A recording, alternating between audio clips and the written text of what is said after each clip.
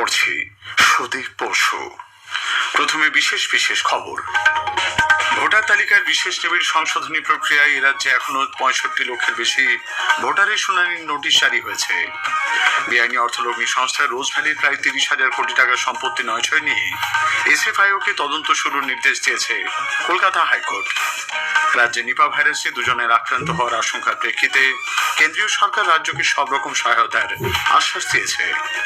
সাগর মেলা জুড়ে শুরু হয়েছে মকর সংক্রান্তির মাহেন্দ্রক্ষণের চূড়ান্ত কাউন্টডাউন। সাগর তট জুড়ে প্রবাহিত হচ্ছে আধ্যাত্মিক আবহ।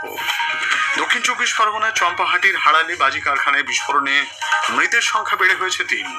পশ্চিম বর্ধমানের কুলটির বড়িয়া এলাকায় বিসিসিএল এর খোলামুখ খনি ধসে 3 জনের মৃত্যু হয়েছে। আসছে বিস্তারিত সংবাদে।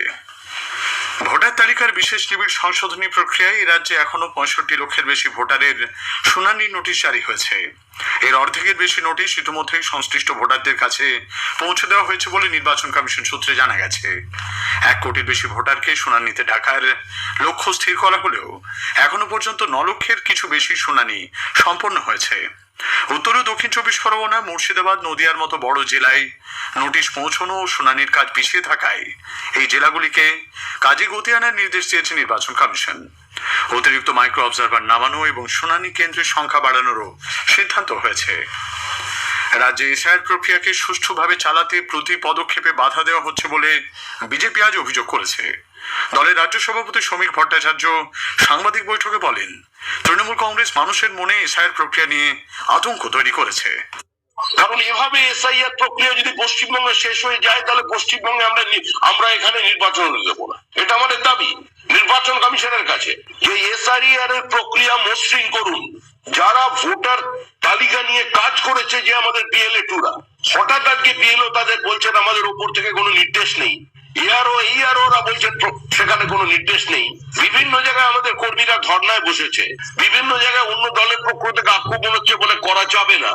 মুখ্যমন্ত্রী উত্তেজক ভাষণ দিচ্ছেন, বিভ্রান্তি ছড়িয়ে দিচ্ছেন মানুষের মনের মধ্যে। কোন জেনুইন ভোটার বাদ পড়েছে 54 লক্ষের মধ্যে?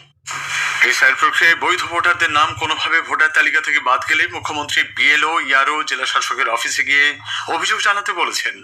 আজ নবান্নে এক সাংবাদিক বৈঠকে তিনি মতুয়া ধর্মাবলম্বী, পরিযায়ী শ্রমিক, নতুন ভোটার এবং স্থানান্তরিত ভোটারদের নথি জমা দিলে রসিদ নেবার নির্দেশ দিয়েছেন।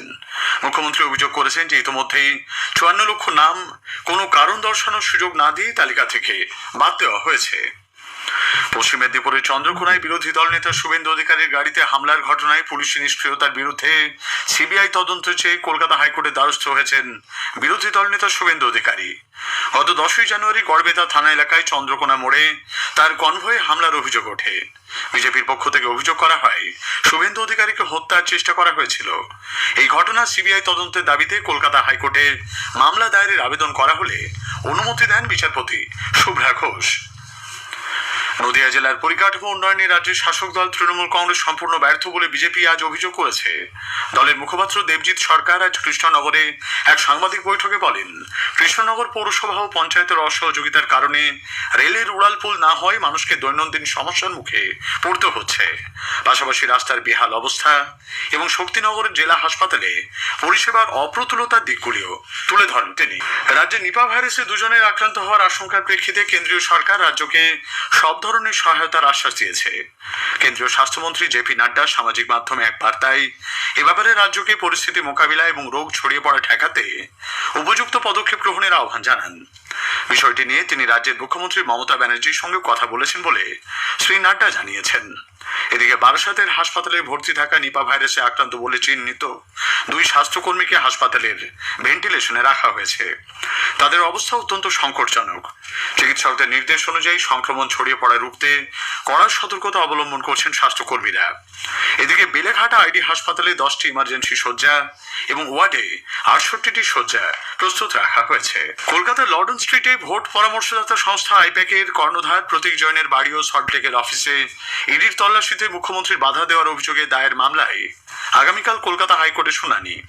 মুখ্যমন্ত্রী জোর করে নথিপত্র ছিনিয়ে নিয়েছেন এই অভিযোগ নিয়ে হাইকোর্টের বিচারপতি শুভ্রা ঘোষের বেঞ্চে দ্বারস্থ হয় ইডি। গত শুক্রবার এজলাসে চরম বিশৃঙ্খলার কারণে বিচারপতি শুভ্রা ঘোষ মামলার পরবর্তী শুনানির দিন 14 তারিখ নির্ধারণ করেন। একই সঙ্গে আইপ্যাকের তরফেও মামলা দায়েরের অনুমতি চাওয়া হয়েছে। উল্লেখ্য, ইতিমধ্যে ইডির তরফে বিষয়টি নিয়ে সুপ্রিম কোর্টে আবেদন জানানো হয়েছে। রাজ্য সরকারের তরফেও দায়ের করা হয়েছে ক্যাভিয়েট। বেআইনি অর্থলগ্নি সংস্থা রোজ ভ্যালির প্রায় 30,000 কোটি টাকার সম্পত্তি নয়ছয় নিয়ে সিরিয়াস ফ্রড ইনভেস্টিগেশন অফিস এসএফআইওকে তদন্ত শুরুর নির্দেশ দিয়েছে কলকাতা হাইকোর্ট। বিচারপতি রাজর্ষি ভরদ্বাজ এবং বিচারপতি উদয় কুমারের ডিভিশন বেঞ্চ আগামী 1 মাসের মধ্যে তদন্ত করে আদালতে প্রাথমিক রিপোর্ট জমা দেবার নির্দেশ দিয়েছেন। আজকের প্রসঙ্গ অনুষ্ঠানে আজ শুনবেন বিশেষ আলোচনা ভারতের প্রযুক্তিগত আত্মনির্ভরতা। মহাকাশ বিজ্ঞানী সব্যসাচী পালের সঙ্গে কথা বলেছেন কল্যাণ লাহা।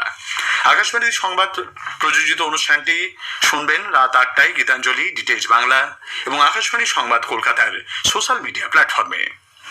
স্থানীয় সংবাদ শুনছেন আকাশবাণী কলকাতা কেন্দ্র থেকে। সাগর মেলা জুড়ে শুরু হয়েছে মকর সংক্রান্তির মহেন্দ্রক্ষণের চূড়ান্ত কাউন্টডাউন। পুণ্যলাভের মহেন্দ্র মুহূর্তের অপেক্ষায় সাগর তট জুড়ে জমে উঠেছে আধ্যাত্মিক আবহ। পুরোহিত থেকে শুরু করে পুজোর ডালা বিক্রেতা সকলেই অধীর আগ্রহে অপেক্ষা করছে মহেন্দ্রক্ষণের একটি প্রতিবেদন। রাত পোহালেই মকর সংক্রান্তির পুণ্য স্নান। সেই মহেন্দ্রক্ষণের আগে গঙ্গাসাগর মেলায় পুণ্যার্থীদের ঢল অব্যাহত। কাকদ্বীপ ও কচুবেড়িয়া থেকে 117 নম্বর জাতীয় সড়ক জুড়ে পুণ্যার্থীদের গাড়ির দীর্ঘ লাইন চোখে পড়ছে। প্রশাসন সূত্রে জানা গেছে আজ রাতভর আরো বিপুল সংখ্যক পুণ্যার্থী মেলায় পৌঁছাবেন। ভোরের আলো ফোটার আগে লক্ষ লক্ষ মানুষ সাগর স্নানে নামবেন বলে অনুমান। অনেক পুণ্যার্থী রাত কাটানোর জন্য খোলা আকাশের নিচে জায়গা খুঁজে নিচ্ছেন। রাজ্যের মন্ত্রী অরূপ বিশ্বাস জানান, আজ দুপুর 3টে পর্যন্ত প্রায় 60 লক্ষ পুণ্যার্থী গঙ্গাসাগর মেলায় এসেছেন। পুণ্যস্নানের মহেন্দ্রক্ষণ শুরু হচ্ছে বুধবার দুপুর 1:19 থেকে, যা চলবে বৃহস্পতিবার দুপুর 1:19 পর্যন্ত। নিরাপত্তা ও শৃঙ্খলা রক্ষায় প্রশাসনের কড়া নজরদারি চলছে। মেলায় এখনো পর্যন্ত 25টি পকেটমারি ঘটনা ঘটেছে, যার মধ্যে 20টি ক্ষেত্রে উদ্ধার হয়েছে। মোট 112 জনকে গ্রেপ্তার করা হয়েছে নানা ঘটনায়। নিখোঁজ 889 জনের মধ্যে 835 জন ইতিমধ্যে পরিবারের কাছে ফিরে গেছেন। প্রশাসনের পক্ষ থেকে জানানো হয়েছে, গঙ্গাসাগর মেলায় দুর্ঘটনাজনিত বীমার অঙ্ক 5 লক্ষ টাকা। এই বীমার আওতায় পুণ্যার্থী, সরকারি কর্মী, পুলিশ, স্বাস্থ্যকর্মী, সাংবাদিক, পরিবহন কর্মী ও স্বেচ্ছাসেবীরা রয়েছেন। সাগর মেলা থেকে গৌতম মণ্ডল ও সুমন দে, আকাশবাণী সংবাদ। গঙ্গাসাগরের লট নম্বর 8 ও কচুবেড়িয়ার মধ্যে প্রস্তাবিত সেতু নির্মাণের জন্য রাজ্য সরকার উদ্যোগী হলেও এর জন্য প্রয়োজনীয় ছাড়পত্র নেওয়া হয়েছে কিনা সে বিষয়ে প্রশ্ন তুলেছেন কেন্দ্রীয় প্রতিমন্ত্রী সুকান্ত মজুমদার। তিনি আজ গঙ্গাসাগরে পৌঁছে স্বচ্ছ ভারত সেবা দল শিবিরের উদ্বোধন করেন। দক্ষিণ 24 পরগনার চম্পাহাটির হাড়ালে বাজি কারখানায় বিস্ফোরণে মৃতের সংখ্যা বেড়ে হয়েছে 3। আহত একজনের চিকিৎসা চলছে এমআর বাঙ্গুর হাসপাতালে। গতরাতে রাহুল পুঁই নামে বিস্ফোরণে জখম এক যুবকের মৃত্যু হয়। কারখানার মালিক পলাতক, তার বিরুদ্ধে মামলা রুজু করা হয়েছে।